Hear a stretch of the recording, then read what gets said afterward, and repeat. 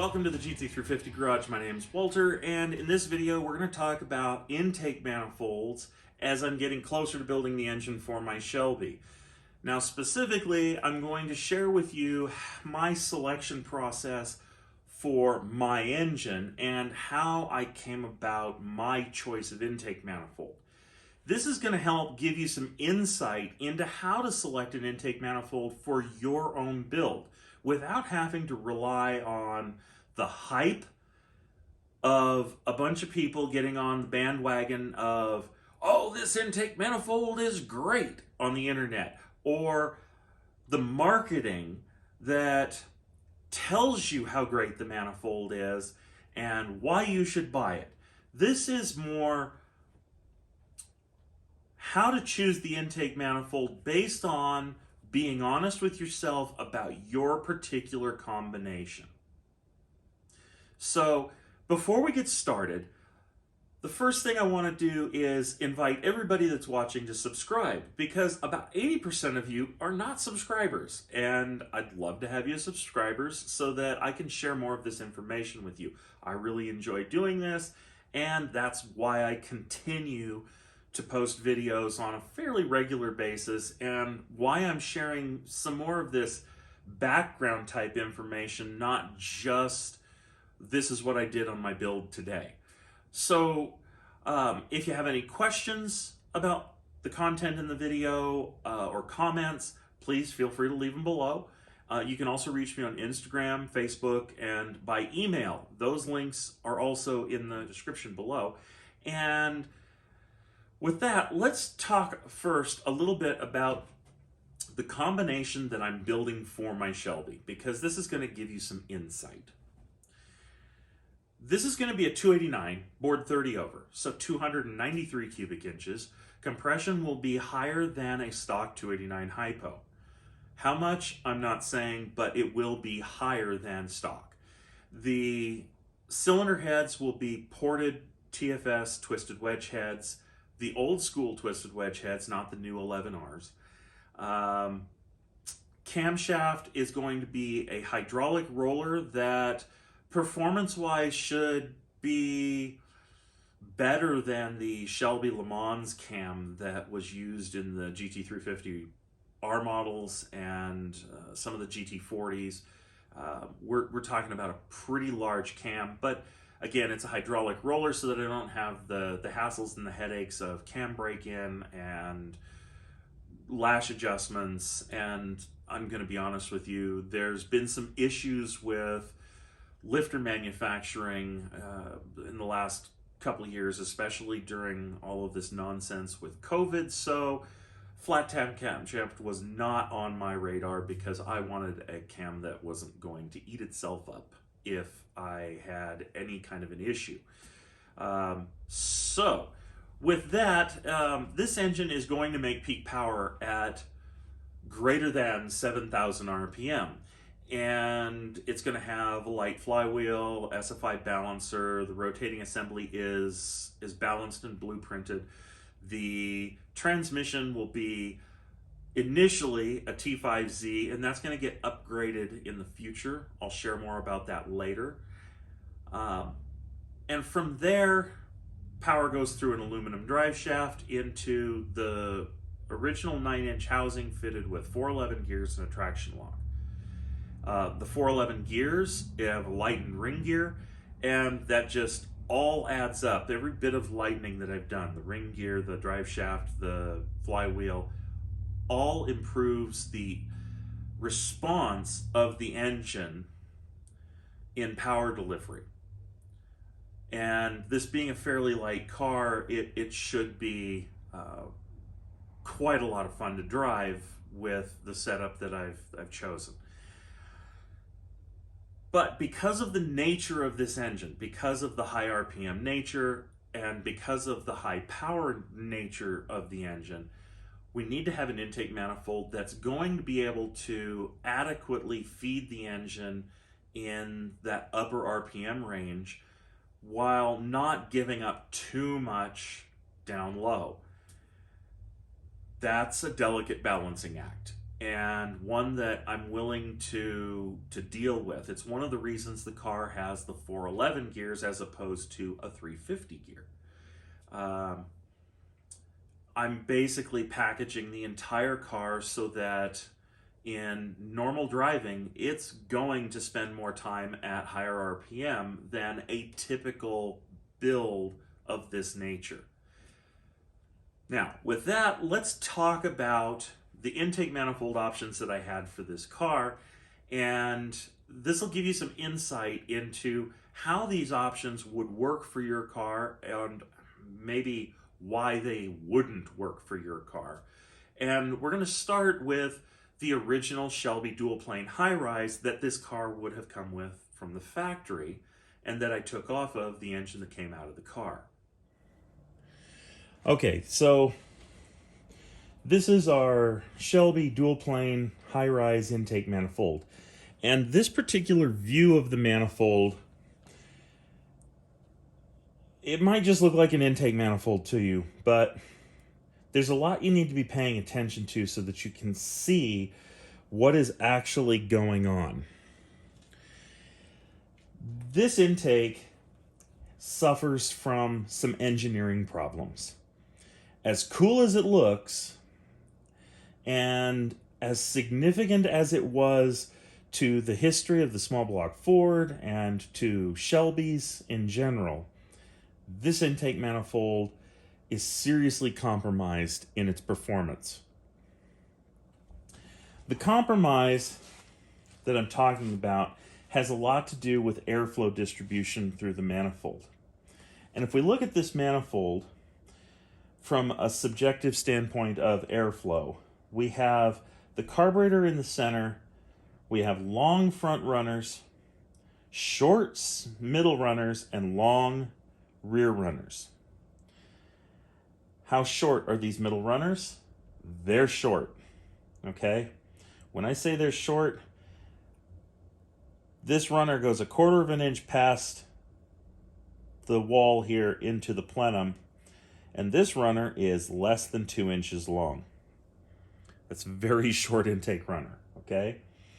The runner on this side is about 3 inches long because it's raised up and it has to come up to meet the plenum. So on this side, on your driver's side plenum, your runner is barely 2 inches long at the top. At the bottom, it's not even that long, okay? But then when you come back to this same plenum, your number 1 runner, clear over here underneath the Cobra lettering, this runner is about 10 inches long. And the same is true for number 4. When you get to the top side, the same is true for number 8, and the same is true for number 5. These runners, 1, 5, 4, and 8, are all very long runners. Your center runners, 2, 3, 6, and 7, are substantially shorter. This causes some flow imbalance issues, okay? And it causes some additional performance issues with how the engine works from a dynamic standpoint. I'm going to get into that just a little bit more when we get to the Victor Jr. So bear with me, and I promise I'll make this all make sense. Right now, be thinking in terms of even distribution requires relatively even runner lengths. Okay, so I'm sure you get the feeling that I'm not the biggest fan of the Shelby dual plane high-rise right now, and it's for good reason. The manifold has some serious compromises in its design.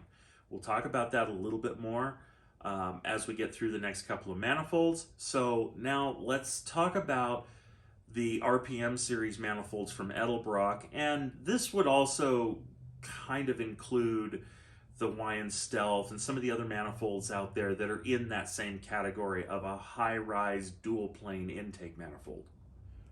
Okay, so this is our Edelbrock Performer RPM air gap, and like I said, there is a non-air gap version. The ports and your port openings on the non-air gap version are a slight bit smaller. We're talking, 50 thousandths of an inch. Not a whole lot, but they're a little bit smaller, and that manifold's going to transfer a little bit more heat from the engine into the manifold runners than this one does. So there's some minor differences, but overall the performance is very, very similar. Both of these manifolds, the RPM and the RPM air gap, have pretty good potential.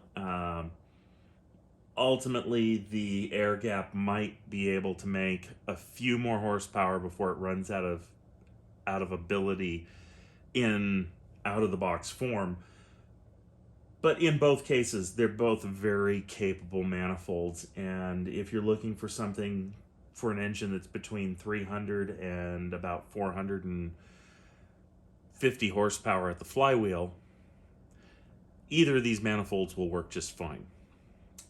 Now, picking up where we left off with the runner discussion on the Shelby manifold, you'll want to note the length of the runners here.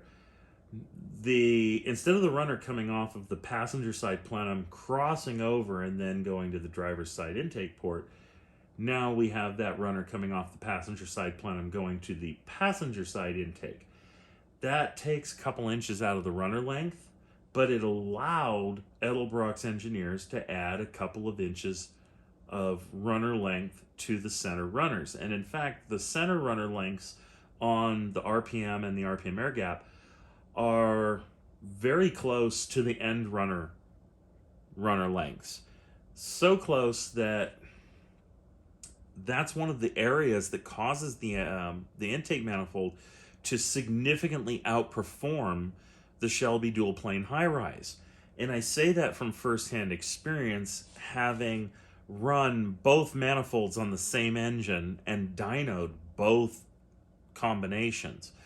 The Edelbrock manifold makes about 15 to 17 more peak horsepower than the Shelby high rise on a 400 horsepower 302 Ford.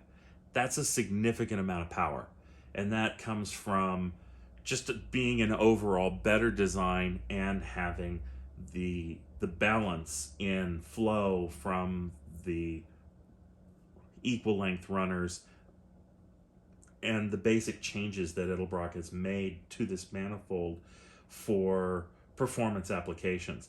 This is a very good intake manifold, and if you're looking for something that's going to work well on a street application, this or anything similar to this from another manufacturer is going to be a good choice.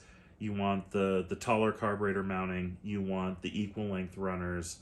That all works to your benefit, and without going crazy, you can generally get one of these intake manifolds to work exceptionally well for you.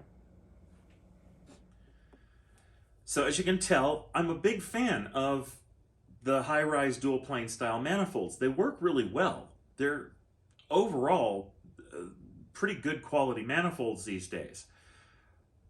But for the engine that I'm building for this car, as I described it to you earlier, I need something that's going to really kind of lean more towards the high RPM nature of the engine. And the dual plane manifolds are going to kind of limit that RPM potential, where I want the car to rev past 7,000. They're going to hold the manifold's going to hold the engine back a little bit. Especially with the work that I'm doing to the cylinder heads and the camshaft I'm choosing. So at that point, we need to look at single plane intake manifolds. So let's take a look at a Victor Jr. The Victor Jr. I chose to put on this car, and we'll talk a little bit about the design characteristics and how this manifold is going to be the best choice for my build. Okay, so the Victor Jr. kind of gets a bad rap because a lot of people just bolt it on out of the box and they don't know how this manifold is intended to be used. They see it, they think it's cool, they see the RPM range on it, they see that it has more performance potential ultimately, and they jump into it too soon.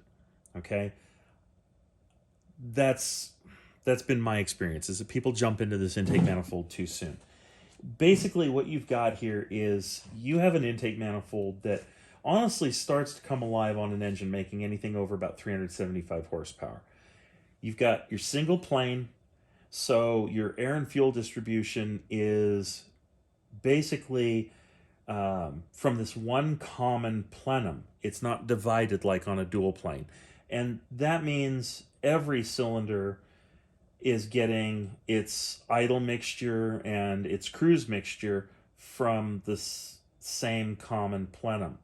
So the idea here is we don't want an intake manifold that's going to rob one cylinder from another. And unfortunately, at lower RPM, because of the way that manifold works, the single plane can kind of do that a little bit. Because you're going to have, at times, two intake ports moving air and fuel simultaneously. So that's a reason that these intake manifolds are a little more peculiar to use at lower speed. At higher speed, that becomes less of an issue because the air flowing through the carburetor is flowing so fast that it kind of overrides the fact that you have the firing order taking place, and so that's part of the nature of the manifold. The other thing that's something I want to touch on, and it's, I kind of mentioned it on the Cobra dual plane and the RPM air gap. Runner length plays an important part in how the manifold works, because when the intake valve closes, it creates a pressure wave. Okay, that pressure wave comes up through the port back into the plenum, and it creates a vacuum in the port. Okay, now it'll continue out of the plenum through the carburetor, that pressure wave. It'll continue out. What we have here is, with the valves closing, we have all these pressure waves coming out, and we leave a vacuum in the intake port. The idea is for those pressure waves to come out, leave the top of the carburetor, so out of the venturi, okay? And then it causes reversion.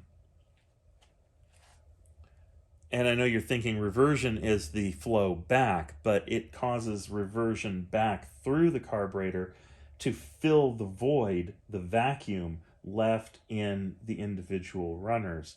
And so what we're using is the intake pressure waves, okay? And it's a principle called resonance tuning. And resonance tuning is something that's used a lot on modern intakes in production cars.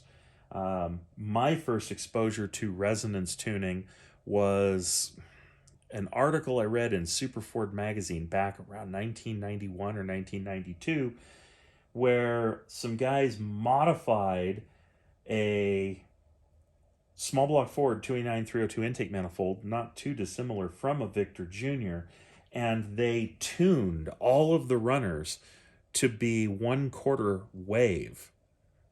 And by making it 1/4 wave, they're actually relying on that bounce to happen a couple of times between the intake valve closing and the intake valve opening.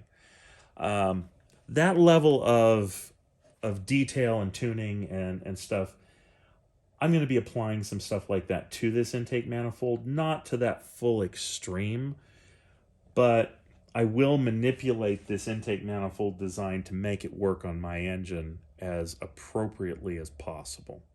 All right, so I hope that this gives you some deeper insight into the differences between the different styles of manifolds and some of the characteristics of intake manifolds that make them better than other manifolds.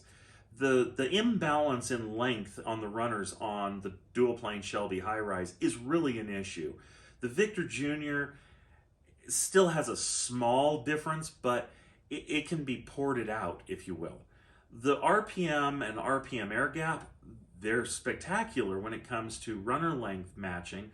Edelbrock's engineers did a great job. I mean, it's really a good intake manifold. And there's some other good intake manifolds out there that are in that same league if you're not a big fan of Edelbrock. But no matter what you choose, you need to make sure that the manifold works best for your application.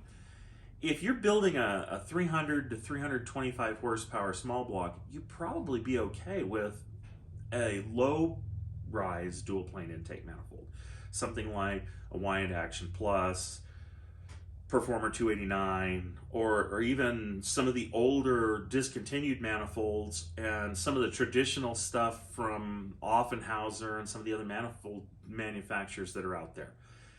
There's a lot of good older designs that are definitely better than the Shelby dual plane high rise.